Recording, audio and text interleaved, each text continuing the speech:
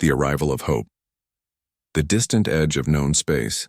The transport ship Herald's Call emerged from hyperspace with a brilliant flash of blue light that illuminated the dark void at the edge of known space. Commander Sarah Chen pressed her face against the small porthole, watching as the massive structure of Meridian Station came into view. The station hung in space like a giant metal flower, its 6 petals extending outward from a central hub, each one bristling with defense platforms and sensor arrays. This was humanity's first foothold in the Galactic Defense Academy's most elite training facility. Sarah straightened her crisp blue uniform and checked her appearance one final time. At 28, she was considered young for such an important assignment, but her record spoke for itself. She had graduated top of her class from Earth's military academy, served with distinction in 3 border conflicts, and somehow managed to catch the attention of the Galactic Council.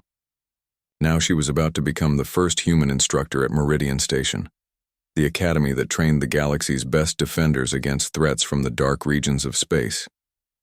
The docking bay doors slid open with a mechanical hiss, and Sarah stepped onto the station. The artificial gravity felt slightly heavier than Earth standard, and the air carried a metallic taste that reminded her of ozone after a thunderstorm. The docking bay was enormous, easily large enough to house a dozen Earth battleships, yet it felt cramped due to the variety of alien vessels parked in neat rows. First impressions and alien encounters. Commander Chen, I presume. The voice came from behind her, deep and rumbling like distant thunder. Sarah turned to see a towering figure approaching. The alien stood nearly 3 meters tall, with scaled green skin that seemed to shift color in the artificial light. His head was elongated, with golden eyes that seemed to glow with their own inner fire. 2 smaller arms extended from his torso, beneath his primary pair, giving him an imposing 4-armed silhouette. "Yes, sir," Sarah replied, snapping to attention despite not recognizing the alien's rank insignia. "I am Instructor Zeth of the Korthak Empire," he said, his voice carrying a slight hiss. "I have been assigned to show you to your quarters and brief you on station protocols." His golden eyes studied her with obvious skepticism. "I must confess, I am curious to see what makes humans worthy of joining our ranks." As they walked through the station's corridors, Sarah marveled at the diversity of species she encountered. A group of crystalline beings that looked like living gemstones glided past, their surfaces refracting the corridor lights into rainbow patterns. Nearby, a cluster of insectoid creatures communicated through rapid clicking sounds and complex antenna movements. The corridors themselves were wide enough to accommodate the largest species, with multiple levels of walkways to suit beings of different heights and locomotion methods. Meridian Station houses representatives from 47 different species, Zeth explained as they walked. Each brings their own strengths to the academy. The Vesperians, he gestured toward the crystalline beings, process information at speeds that make our fastest computers seem sluggish. The Hive, those insectoid beings you see there, share a collective consciousness that allows perfect coordination in battle. Sarah nodded, trying to absorb all the information, while fighting off the feeling that she was completely outclassed. "What about humans? What strengths do we bring?" Zeth paused mid-step and turned to look at her. For a moment, his golden eyes seemed almost amused. "That, Commander Chen, remains to be seen. The Academy's purpose and the Void Wraith." Threater quarters were modest but comfortable, with a small sleeping area, a desk, and a wall-mounted display screen. Sarah had barely finished unpacking when her door chimed. A melodious voice, like wind chimes in a gentle breeze, announced, "Commander Chen, I am Lyra of the Vesperian Collective. I have been assigned as your orientation partner." Sarah opened the door to find one of the crystalline beings she had seen in the corridor. Up close, Lyra was even more beautiful, her translucent blue body seeming to contain swirling galaxies of light. She stood about Sarah's height with delicate limbs that looked like they were carved from the finest sapphire. "Please come in," Sarah said, stepping aside. "I appreciate the welcome." Lyra's form shimmered as she entered. "I must admit I requested this assignment out of curiosity. Humans are still relatively new to the galactic community, and your species has already gained quite a reputation. Good or bad, Sarah asked with a nervous laugh. Both, Lyra replied, her voice tinkling like bells. Your people are known for being unpredictable, emotional, and prone to taking unnecessary risks, but you are also credited with several impossible victories against overwhelming odds. She paused, her crystalline head tilting slightly. Tell me, is it true that humans make decisions based on what you call intuition, rather than logical analysis? Sarah considered the question carefully. We use both logic and intuition. Sometimes the best decisions come from processing information on a subconscious level, especially in situations where there are too many variables to calculate consciously. Fascinating, Lyra mused. This may prove useful in our work here. Over the next hour, Lyra explained the true purpose of Meridian Station. While it served as an elite academy, its primary function was as the first line of defense against a threat that emerged from the dark regions beyond known space. The Void Wraiths, as they were called, were entities that seemed to exist partially outside normal spacetime. They appeared without warning, consumed entire star systems, and vanished back into the void, leaving nothing behind but empty space. Traditional, military tactics have proven ineffective, Lyra explained, her inner light pulsing with what Sarah interpreted as concern.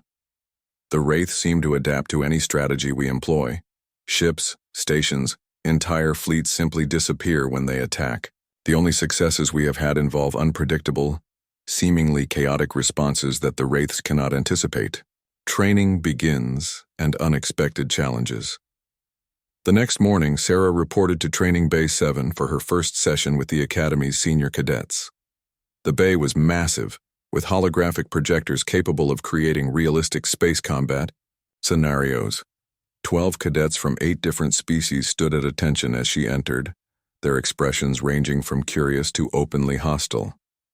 I am Commander Chen, she began, her voice carrying clearly through the bay. I understand some of you may have questions about human involvement in this academy. A tall, thin being with multiple arms and compound eyes stepped forward. With respect, Commander, my species has been perfecting military tactics for over 10,000 years. What can a human possibly teach us in a few short sessions? Sarah smiled. What's your name, Cadet? Cadet Vex of the Mantari Coalition, he replied stiffly. Cadet Vex, I want you to attack me, Sarah said simply. The training bay fell silent. Vex's compound eyes flickered with what might have been amusement. Commander, with respect, my species possesses reflexes 17 times faster than the average human. This would not be a fair contest. Humor me, Sarah replied, dropping into a relaxed combat stance. Vex moved faster than Sarah's eyes could follow, but she was already moving before he started. As he reached the position where she had been standing, she was behind him, one hand resting gently on his shoulder. The entire exchange took less than 2 seconds. How? Vex asked, genuine confusion in his voice. You telegraphed your intention, Sarah explained. Your body language, the direction of your gaze, the subtle shift in your weight distribution. My species evolved as persistence hunters. We learned to read prey and predator alike, to anticipate their movements before they make them. A new voice interrupted from the training bay entrance. Impressive, Commander. The speaker was unlike any being Sarah had encountered.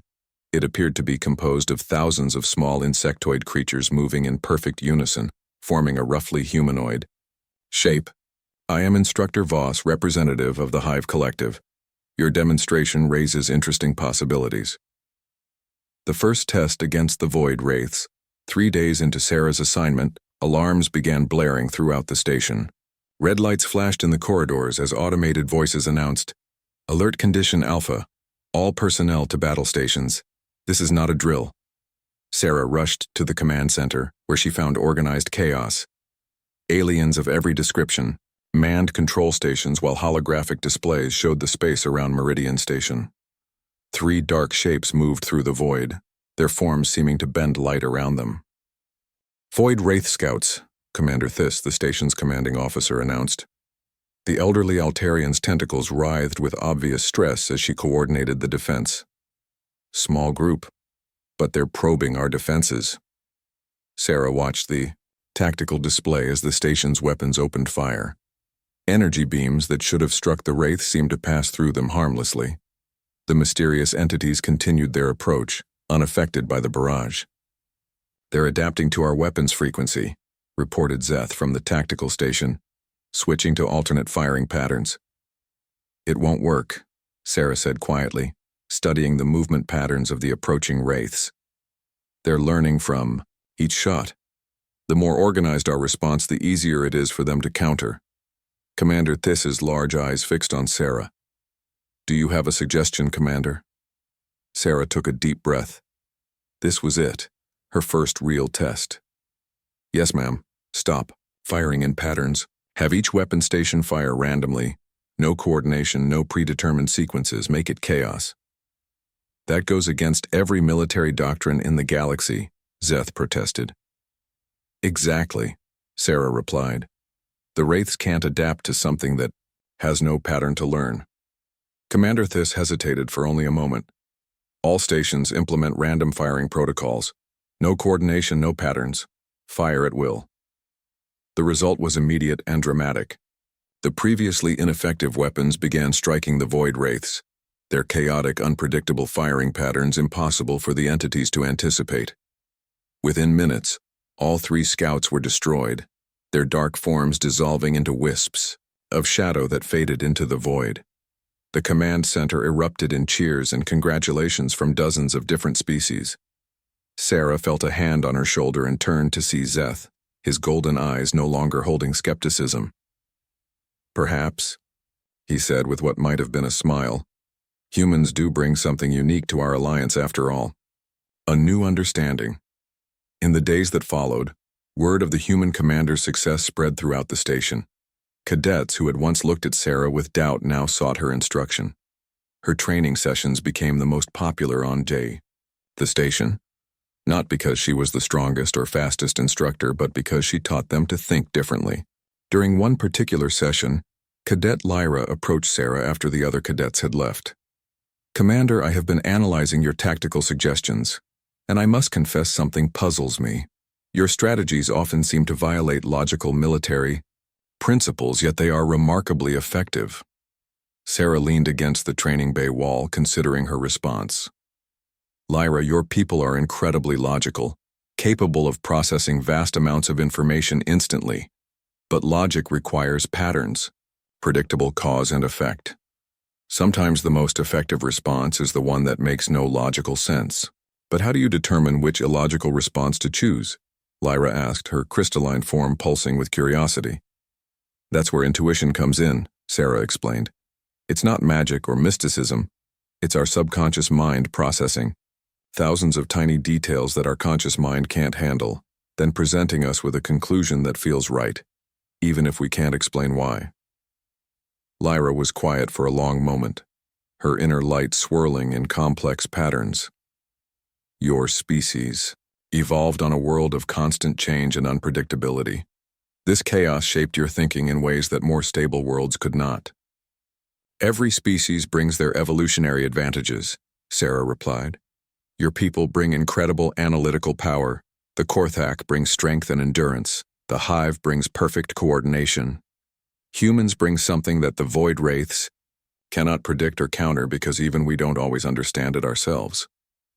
As Sarah walked back to her quarters that evening, she reflected on her first week at Meridian Station.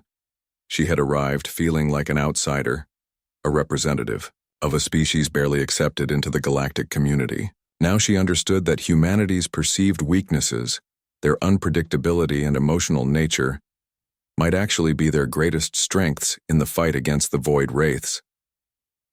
The station hummed quietly around her as multiple species went about their duties, each contributing their unique abilities to the common cause. For the first time since arriving, Sarah felt like she truly belonged here.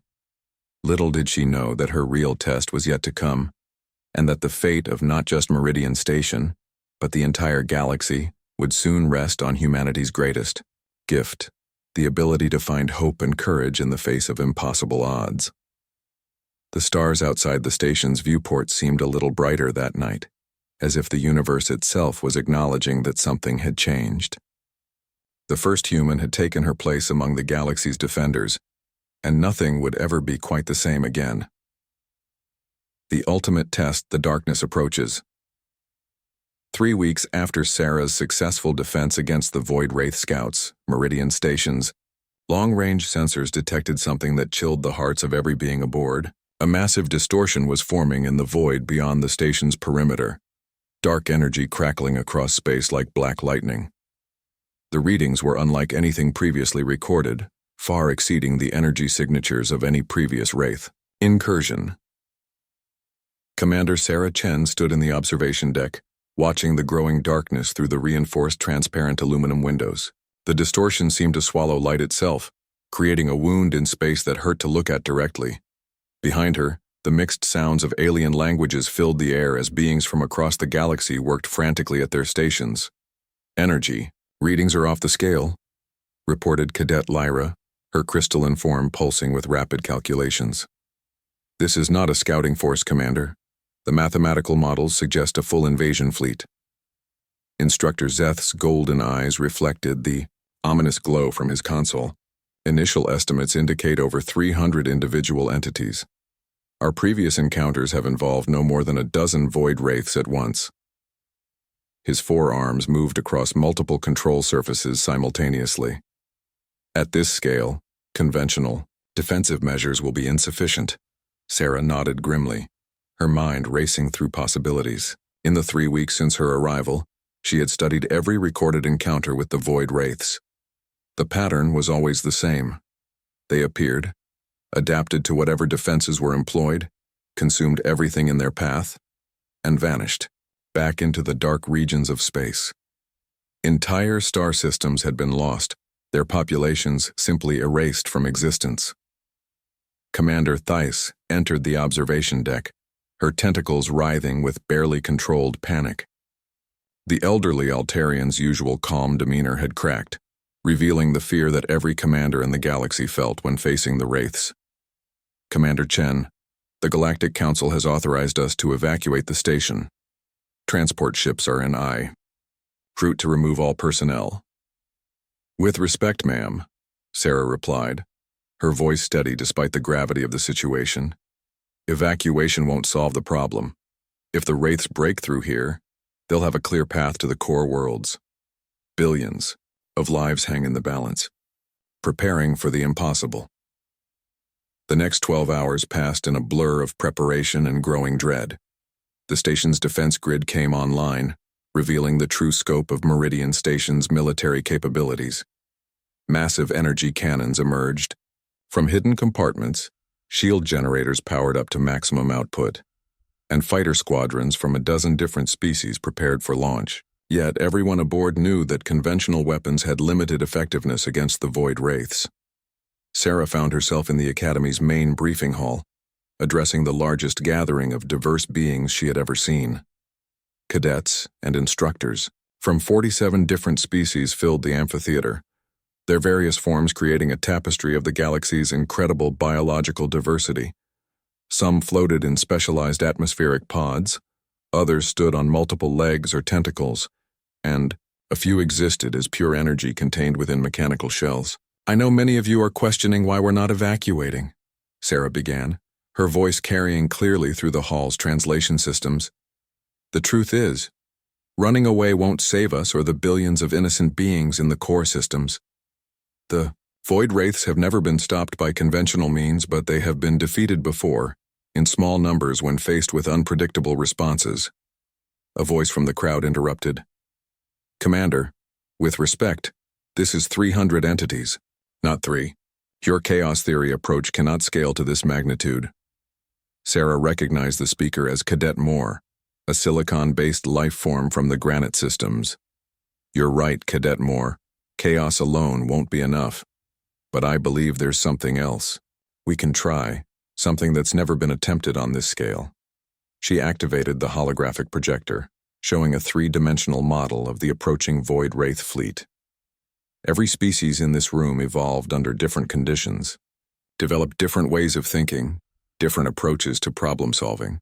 The Wraiths adapt by learning patterns, but what if we hit them with 47 different types of chaos simultaneously? The hall erupted in dozens of different forms of discussion. Some species communicated through color changes, others through pheromone releases, and still others through harmonic vibrations. The cacophony should have been overwhelming, yet Sarah found herself able to follow the general sentiment of doubt and fear. Instructor Voss, the Hive Collective representative, spoke in the unified voice of thousands of individual creatures. Your proposal has merit, Commander, but coordination between so many different tactical doctrines has never been successfully achieved. Our species have been at war with each other for millennia precisely because our approaches are incompatible. That's exactly the point, Sarah replied with growing excitement. The Wraiths succeed because they learn to counter organized, logical responses. But what if our response isn't organized? What if every species does exactly what comes naturally to them, without trying to coordinate with others? The fleet arrives. The debate was cut short as alarms began blaring throughout the station. The first void wraiths were emerging from the spatial distortion, their dark forms seeming to absorb the light from nearby stars. They moved in perfect formation, a coordination that was both beautiful and terrifying to behold. Sarah raced to the command center, where she found organized chaos as beings from across the galaxy manned their battle stations. The main view screen showed the approaching fleet, dark shapes that seemed to exist partially outside normal space-time. As they drew closer, their true size became apparent. Each void wraith was the size of a battleship, and there were hundreds of them. First wave approaching weapon range, reported Zeth from the tactical station. All defensive systems standing by. Commander Thys turned to Sarah, her large eyes reflecting a mixture of hope and desperation. Commander Chen, whatever you're planning, now would be the time. Sarah took a deep breath and activated the station-wide communication system. All stations, all personnel, this is Commander Chen. Forget everything you've learned about coordinated tactics. I want every species to respond exactly as your evolutionary programming tells you to. Don't think, don't plan, just react naturally to the threat before us. Fight like your ancestors fought before they learned military doctrine. Battle begins. The first exchange was unlike anything ever seen in galactic warfare. The crystalline Vesperians began firing their weapons in complex mathematical patterns that followed no tactical doctrine, but instead resembled the growth patterns of their silicon-based biology. The Korthak warriors roared ancient battle cries and charged their ships directly at the enemy in ferocious, seemingly suicidal attacks. The Hive Collective split their forces into thousands of tiny units that swarmed the wraiths like angry insects protecting their nest. From her position in the command center, Sarah watched as the battle unfolded in ways that no military academy in the galaxy had ever taught. The aquatic depth dwellers spiraled their ships through three-dimensional maneuvers that mimicked the movement of sea creatures. The avian sky dancers performed aerial displays that served no apparent tactical purpose but followed the territorial patterns of birds defending their domain. It's working, Lyra announced, her crystalline form pulsing with rapid calculations. The void wraiths are struggling to adapt.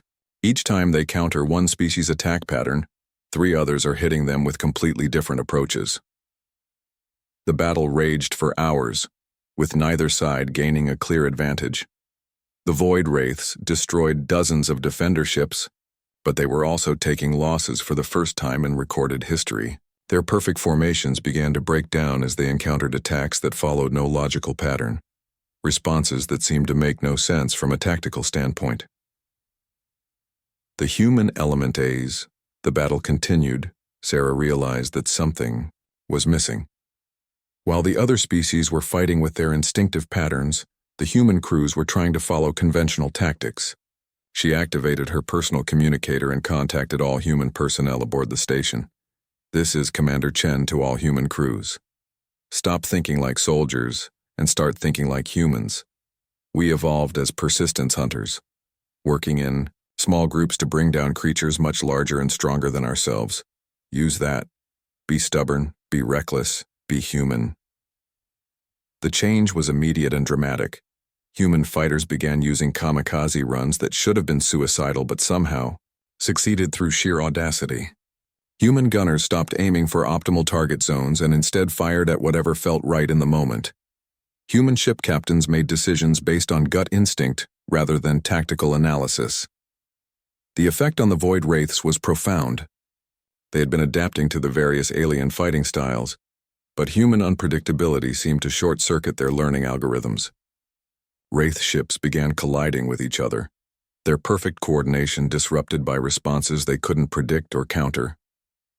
The turning point.